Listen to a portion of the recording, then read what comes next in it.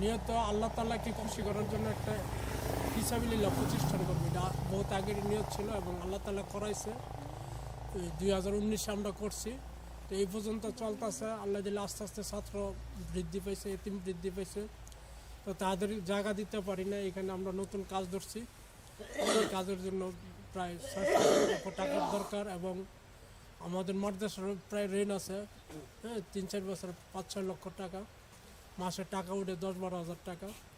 তো আমাদের এই যে সাইনবোর্ডে যে ফরিদ ইয়াসমিন জুসি লন্ডনে আমার এই বোন একদিন বাজার পাঠাইছে, তা উনি আশা করি যদি একটু খেয়াল করে মাদ্রাসার জন্য খেয়াল করলে বড় একটা অনুদান দিতে পারবে। নিজে এসে ইট দিল বা বালু দিল বা উনি খেয়াল করলো, তা আপার জন্য আমরা সবাই দোয়া করি, ছাত্রছাত্রী সবাই মাদ্রাসার। এটাই আমার কাম্য। 32 থেকে 35 জন ছাত্র আছে আমাদের, টাকা দিতে পারতেছি না। আর এতিম আছে 6-7 জন, বোর্ডিং আছে আমাদের।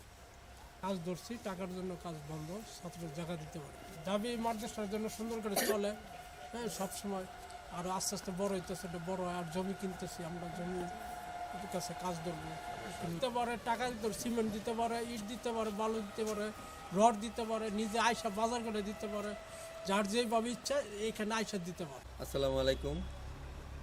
আমরা দরিচর হাফিজিয়া গুরুস্থান মাদ্রাসা এতিমখানা লিল্লা বোর্ডিং, আমরা এখানে একটা মাদ্রাসা করতে যাচ্ছি। আমরা কাজ ধরছি, আমাদের যে পোলাপান এটা ওখানে ধারণ ক্ষমতা কম, এই জন্য এখানে একটা কাজ ধরছি নতুন করে। ইনশাল্লাহ আমরা কাজটা যাতে করতে পারি, গ্রামবাসী সবাই মিললে সবার সহযোগিতা আমি তখন গ্রামে হাফিজিয়া মাদ্রাসা গুরুস্থান, এখানে টিমখানার সাথে আছে, কিন্তু নতুন গত বছর থেকে পুরোপুরি চালু হয়েছে, কিন্তু এখনও এটার মধ্যে ছাত্রদের জায়গা হইতেছে না, সমস্যা হইতেছে না জায়গায়, এর জন্য নতুন ঘর তৈরি করা হইতেছে। এতে অনেক টাকা পয়সার সমস্যা আছে এবং আমরা অত্র এলাকার মানুষ আমরা সবাই যতটুকু পারি সম্ভবত দিতেছি এবং আরও অন্যান্য দূর দূরান্তের মানুষও দিতেছে কিছু কিছু, কিন্তু এতে হইতেছে না। মানে আমরা চাই সবাই যেন মিলে সেটা আমরা উঠিয়ে নেই। আমাদের গ্রামে হয়তো মাদ্রাসা নাই, এরকম একটা মাদ্রাসা আমরা তৈরি করতে চাই। সামনে আমাদের কিছু জায়গা দেওয়ার একটা প্রস্তুতি দিচ্ছে একজনে, কিন্তু এখনো দলিল হয়েছে না, এত কাজ করা। সমস্ত এতিম ছাত্ররা যাতে লেখাপড়া করতে পারে, সমস্ত পৃথিবী যত জায়গায় আছে সবার কাছে আমরা মুসলমান ভাই হিসাবে সাহায্য চাই মাদ্রাসার জন্য।